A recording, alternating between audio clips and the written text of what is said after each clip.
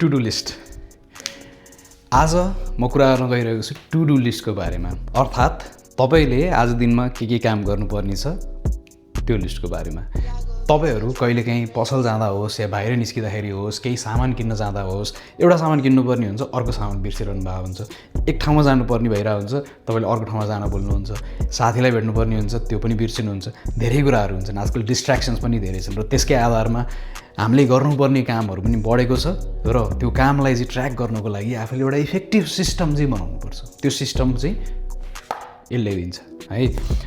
यो हाम्रो तपाईँको मात्र इस्यु होइन, यो मेरो पनि इस्यु हो। किनभने हाम्रो दिमाग चाहिँ त्यसरी वायर्डै हुँदैन। हाम्रो दिमागले चाहिँ पुरानो कुराहरू सम्झिनको लागि बनाइएको चिज होइन, अथवा यो चिज गर्नुपर्ने छ है भनेर लिस्टहरूलाई चाहिँ कण्ठ पार्नको लागि बनाइएको चिज होइन।